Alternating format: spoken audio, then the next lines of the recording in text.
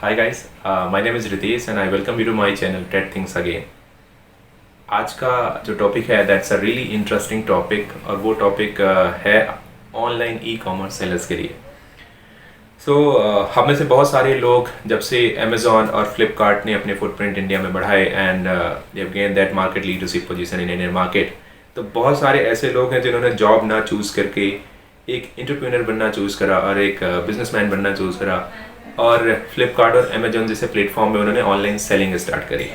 तो online selling start करने के लिए जो सबसे इम्पोर्टेंट पैरामीटर है, सबसे इम्पोर्टेंट फैक्टर है, आपकी परचेज बड़ी सस्ती होनी चाहिए और आपके पास उस ऑनलाइन प्रोक्योरमेंट का वैरायटीज़ बहुत तगड़ी होनी चाहिए। तो आपके पास दो तरीके हैं, आप प्रोक्योरमेंट कैसे करते हैं। आपके पास दो तरीके हैं, या तो आप अपने लोकल परचेज करोगे from Indian domestic market. If you are based in Mumbai then you'll buy it from Mumbai, and if based in Delhi तो दिल्ली में आप दिल्ली के जो होलसेल मार्केट है आप वहाँ से प्रोक्योरमेंट करोगे। तो दिल्ली में कुछ ऐसे मार्केट जैसे चांदनी चौक, चावड़ी बाजार, करोल बाग, गफ्फा मार्केट, ऐसे मार्केट है जहाँ से आप डिफरेंट प्रोडक्ट की होलसेल बाइंग करते हो। और दूसरा तरीका होता है कि you start importing for your online e commerce business. तो हर चीज़ के अपने प्रॉज एंड कॉन्स होते हैं। तो पहले मैं डोमेस्टिक परचेज के बारे में I want to discuss something. तो लोकल परचेज में क्या होता है, लिमिटेशंस पहले मैं दिखा देता हूँ आपकी लिमिटेशंस क्या होती हैं। कि एक तो लिमिटेड ऑप्शंस होते हैं, you don't have much varieties available in domestic market. अगर आप वैरायटीज़ चाहते हैं तो मतलब एक मार्केट में आपको पर्टिकुलर 2 या 4 तरीके के प्रोडक्ट ही मिलते हैं और खासकर वो कॉस्ट इफेक्टिव भी नहीं होते। मतलब उनकी costing is much higher because जो इम्पोर्टर या जो होलसेलर उसे बाहर के कंट्रीज से ला कर इम्पोर्ट करता है वो आपको काफ़ी हाई मार्जिनस पे बेचता है। तो आप अपने जो कॉम्पिटिटर सेलर्स होते हैं उनसे अपने आप को कंपटीशन में आप रख नहीं पाते हो। जनरली आज की डेट में क्या होता है कि ई कॉमर्स सेलर में फ्लिपकार्ट और अमेजोन की ही बहुत सारी सब्सिडरीज कंपनी है, they are too big to compete. वो ऑनलाइन डायरेक्ट मटेरियल बेचती हैं तो उनको कम्पीट करना बड़ा मुश्किल होगा क्योंकि वो तो डायरेक्ट इंपोर्ट या डायरेक्ट मैन्युफैक्चरिंग करती हैं। तो आपको आपकी प्रोक्योरमेंट सस्ती करने के लिए फिर आपका दूसरा तरीका क्या आता है कि आपको इम्पोर्ट करना पड़ता है और इम्पोर्ट करना भी चाहिए। If you want to sustain into this business you have to start importing. तो इंपोर्ट कहाँ से करना चाहिए, इंपोर्ट करने के फ़ायदे क्या होते हैं। इंपोर्ट करना एक तो कॉस्ट इफेक्टिव होता है, इंटरनेशनल प्राइसेस जो कंपनी या जो कंट्री मैन्युफैक्चर कर रही है वहाँ डेफिनेटली प्राइसेस सस्ते होंगे, तो एक तो वो हो जाता है। Then you get more options. अगर आप उस कंट्री को विजिट करते हैं, उस कंट्री के मार्केट को जाते हैं तो आपको बहुत सारे ऑप्शंस मिलते हैं जो हो सकता है आपको इंडियन की डोमेस्टिक मार्केट में ना मिले। और कई सारी categories which have not been introduced in Indian market till now, तो वो कैटेगरीज भी you can go and explore और आइडेंटिफाई करके you can start selling them. So Amazon के बहुत सारे ऐसे यूएस के सेलर्स होते हैं जो कि अपने इंडिया अपनी कंट्रीज से कोई प्रोक्योरमेंट नहीं करते, कि सारा प्रोक्योरमेंट वो चाइना जैसी कंट्री से, साउथ ईस्ट एशिया जैसी कंट्रीज से ही करते हैं। तो सबसे पहला क्वेश्चन ये आता है जब हम इम्पोर्ट की बातें करते हैं कि कहाँ से और कैसे। तो कहाँ से का जवाब मैं आपको दे देता हूँ, वो चाइना से। तो हालांकि ये कोई बड़ी अनोखी बात नहीं बताई मैंने, एवरीबडी नोज़ कि आजकल 90% लोग चाइना से ही इंपोर्ट करते हैं। अब चाइना में कौन सी सिटी से, इसके बारे में बता देता हूँ। चाइना की एक सिटी है ईवू। तो आपको अगर आप डोमेस्टिक ट्रेडर हैं, ऑनलाइन सेलर हैं, तो आपके लिए परफेक्ट सिटी और परफेक्ट जगह है ईवू। अब ईवू क्यों, क्योंकि ईवू एक ऐसा मार्केट है, वो फैक्ट्रीज नहीं है और फैक्ट्रीज से आप माल खरीद भी नहीं सकते। क्यों नहीं खरीद सकते कि being a online seller you need to maintain the varieties and more options for your online buyer. और आप लाखों, 2 लाख या 3 लाख प्रोडक्ट एक साथ में इकट्ठे नहीं खरीद सकते। तो आपको क्या करना होता है कि किसी प्रोडक्ट के 1000 आइटम्स या किसी प्रोडक्ट के 2000 पीसेज जैसे अगर खरीदने जो होते हैं, you need two by multiple items. तो आप फैक्ट्री आपके ऑर्डर को लेगी नहीं, क्योंकि फैक्ट्री को अगर आपका ऑर्डर लेना होगा तो करीबन आपसे डिमांड करेगी कि मैं इस पर्टिकुलर प्रोडक्ट के 5 लाख पीसेज बनाना चाहूँगा, जो आप उतना बड़ा ऑर्डर दे नहीं पाएंगे।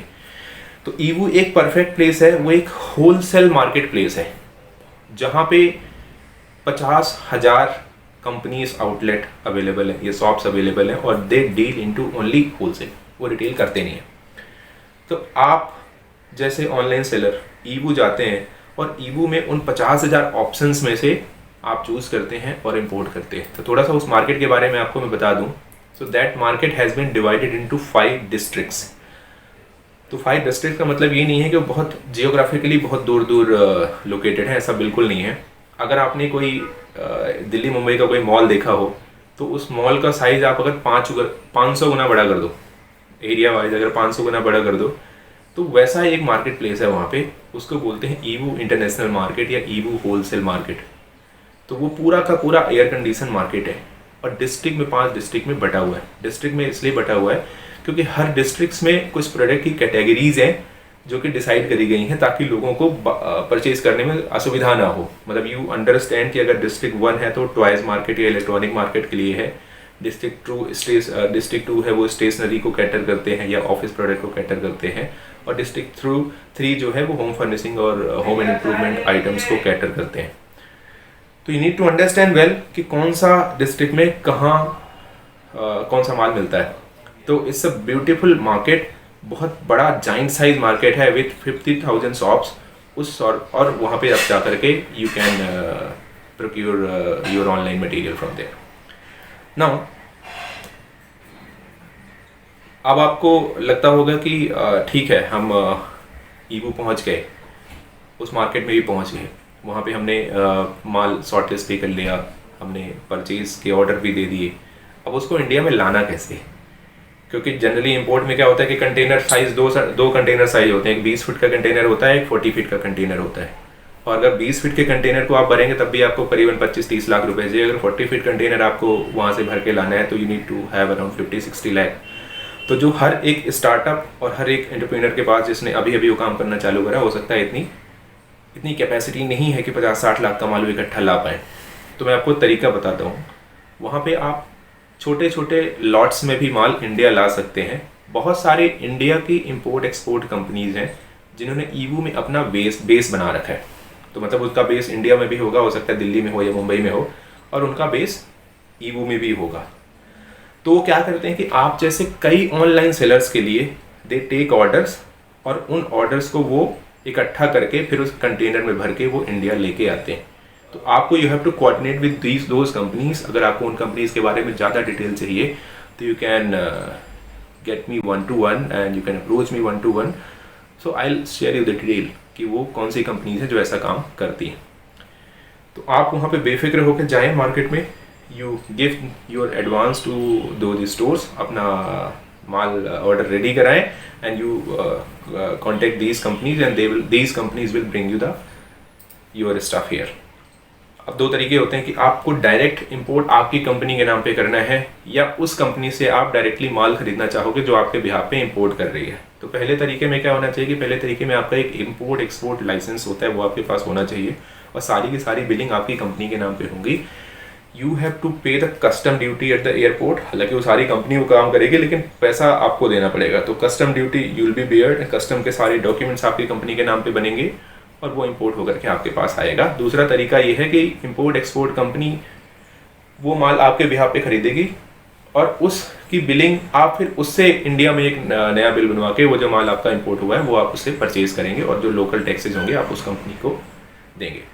तो इस वीडियो में लगभग इतना ही बताऊंगा कि इंपोर्ट करना बहुत आसान है, इतना कॉम्प्लिकेटेड जॉब नहीं है। You just need to visit the Yiwu international city once. वहाँ जाने का तरीका भी दिल्ली और मुंबई से डायरेक्ट फ्लाइट है। वहाँ जो नियरेस्ट सिटी है हैंजाऊ, और हैंजाऊ से 2 घंटे की ड्राइव होती है ईवू की। तो वहाँ पे आप जाइए एक बार प्लीज़। आप कुछ खरीदिए या नहीं खरीदिए, but it will be a experience for you guys. आप बहुत सारी चीज़ें सीखेंगे, बहुत सारे इनोवेटिव प्रोडक्ट आपको दिखेंगे जो कि हो सकता है यूएस और यूके में ऑनलाइन सेलर्स बेच रहे हैं लेकिन हम नहीं बेच पा रहे हैं। तो यू मस्ट विजिट देयर। और अगले वीडियोज़ में मैं आपको लेके आऊँगा डिस्ट्रिक्ट वाइज इन्फॉर्मेशन की, कौन से डिस्ट्रिक्ट की क्या स्पेशलिटी है और कौन से प्रोडक्ट कौन से डिस्ट्रिक्ट में कौन से फ्लोर में मिलते हैं। तो ये जानने के लिए keep tuned and keep watching my channel. Thank you for watching me.